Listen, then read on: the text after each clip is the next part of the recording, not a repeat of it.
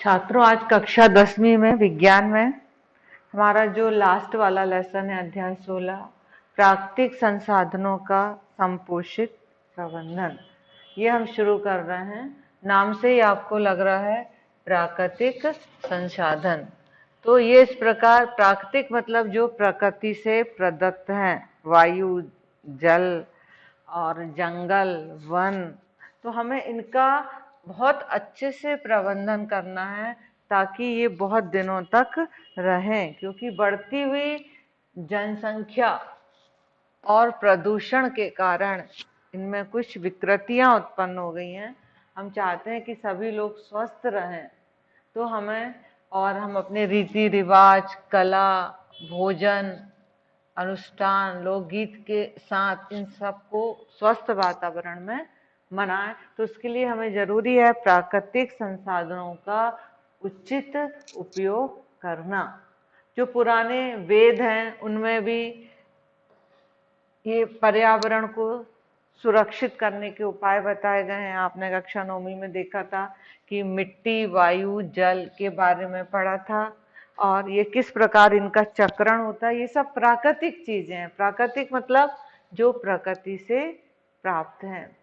यदि हम अपने क्रियाकलाप से इनको क्या कर दें, प्रदूषित कर दें, तो क्या होगा कि हम इनका जिनका हम उपयोग कर रहे हैं वो आगे भविष्य में हम इनका अच्छे से उपयोग नहीं कर पाएंगे। और हमें इसलिए पर्यावरण को का सुरक्षित करना है। तो वन भी एक प्राकृतिक चीज है। वन्य जीवन, वन में रहने वाले जो जंतु हैं जैसे शेर आदि, जल, कोयला भी जो प्राकृतिक कोयला है उसको भी हमें सुरक्षित करना है।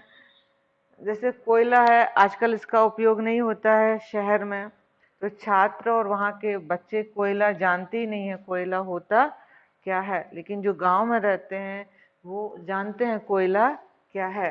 कोयले से हम इस प्रकार ईंधन, कोयला एक ईंधन है, इसका हम इस खाना वगैरह पकाने में इसका उपयोग कर सकते हैं। तो ये पेट्रोलियम, आपको मालूम है वाहनों की संख्या बढ़ गई है तो कुछ समय बाद पेट्रोल खत्म भी हो सकता है अगले 500,000 वर्षों में पेट्रोल ही ना मिले लोगों के लिए। तो हमें इन सबको क्या करना है, इनका संरक्षण करना है, तो जिससे कि हमारे पर्यावरण, हमारे विश्व में जो समस्याएं हैं वो उत्पन्न ना हो। और समय समय पर हमारे राष्ट्रीय और अंतर्राष्ट्रीय संगठन भी क्या करते हैं, नियम बनाते हैं किसको, पर्यावरण को सुरक्षित रखने के लिए। तो हमें यदि पर्यावरण को सुरक्षित रखना है तो एक 5 R का उपयोग करना आप सीख लीजिए। 5 R मतलब R से शुरू होंगे। तो एक होता है रिफ्यूज, रिफ्यूज मतलब इनकार करना।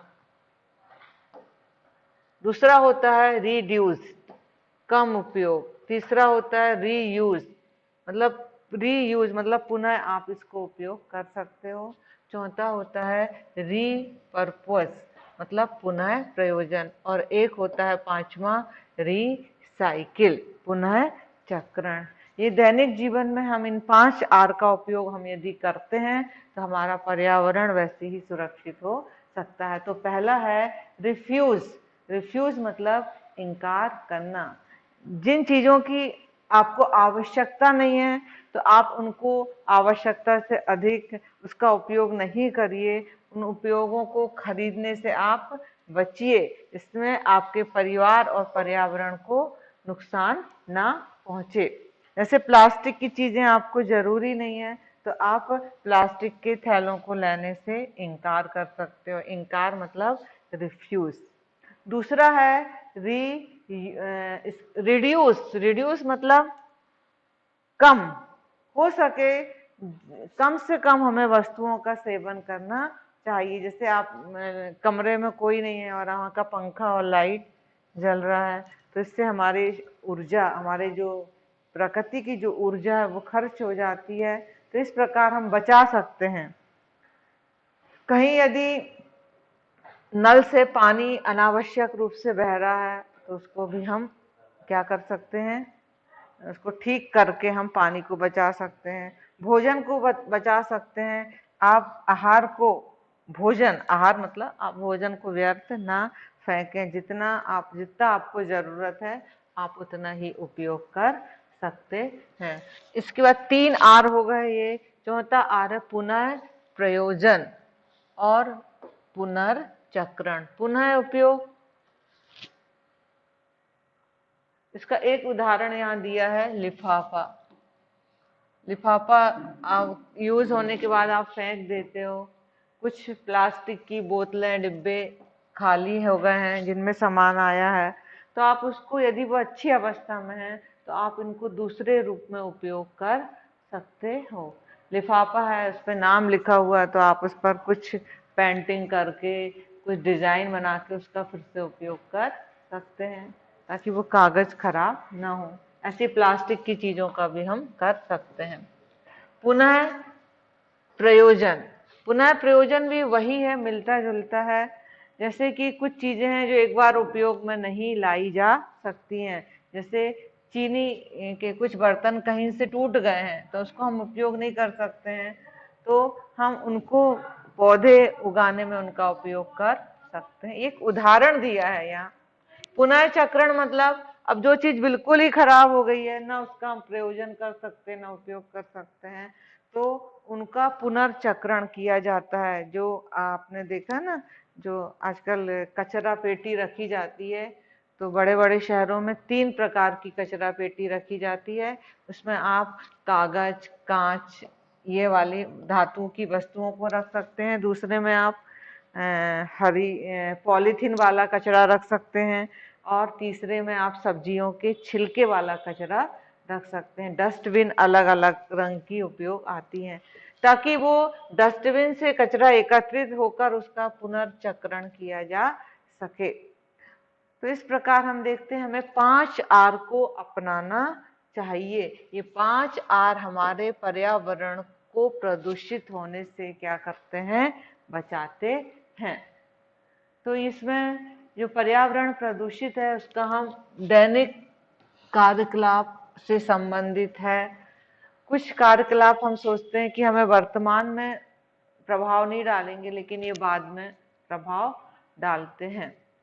तो इस प्रकार संपोषित विकास से जीवन के सभी आयाम में परिवर्तन निहित है, कि सभी लोग अपने चारों ओर के आर्थिक, सामाजिक और पर्यावरणीय स्थितियों के प्रति परिवर्तन लाएं, और प्रत्येक व्यक्ति को प्रकृति के संसाधन, प्रकृति से प्राप्त साधन है, उनका वर्तमान उपयोग में परिवर्तन के लिए, मतलब उसका कैसा उपयोग करना है, ये हमें अपनाना चाहिए। हमें संसाधनों के प्रबंधन की आवश्यकता क्यों है? इसका कारण है कि यदि हम ये प्रबंधन आज से नहीं करेंगे तो आगे आने, पर्यावरण हमारा बहुत प्रदूषित हो जाएगा, और जो आगे आने वाले लोग हैं उनको प्राकृतिक चीजें मिलेंगी ही नहीं। जल उनको अशुद्ध मिलेगा, उनको लकड़ी नहीं मिलेगी, लकड़ी के वो खिलौने से नहीं खेल पाएंगे, पेट्रोल का उपयोग नहीं कर पाएंगे। तो इस प्रकार, क्योंकि बढ़ती हुई जनसंख्या के कारण हमारे संसाधन क्या हैं, बहुत सीमित हैं। मतलब ऐसा नहीं कि जब चाहे पृथ्वी से हमने खोद के, खनन करके निकाल लिया। तो हमें एक दीर्घकालिक दृष्टिकोण को अपनाना है। दीर्घकालिक मतलब दूर तक का सोचना है कि ये साधन हमें प्राप्त होते जाएं और इनका वितरण सभी वर्गों में समान रूप से हो। ऐसा ना हो कि ये साधन केवल मात्र पैसे के बल पर कुछ ही लोग इनका उपयोग कर सकें। तो हमें इस प्रकार पर्यावरण को जो नुकसान पहुंचाते हैं, तो हमें इन संसाधनों का जो हम दोहन करते हैं वो विवेकपूर्ण करें। खनन से भी, जब इन प्राकृतिक संसाधनों को हम उपयोग करते हैं तो उसके लिए हमें खनन करना पड़ता है। खनन मतलब गड्ढा करना पड़ता है। जैसे आप जब पानी निकालने के लिए जेट पंप लगवाते हैं तो गड्ढा करना पड़ता है, उसको बोलते हैं खनन। आप खनिज पदार्थ निकालेंगे तो भी खनन करना पड़ता है। और जब हम कोई धातु को निकालते हैं जो जमीन से, तो उसमें भी धातु मल निकलता है, और ये जो धातु मल है, मान लो अपशिष्ट पदार्थ हैं, कभी हानिकारक भी हो सकते हैं। तो इस प्रकार हमें संसाधनों के प्रबंधन की क्या होती है, आवश्यकता होती है। धन्यवाद।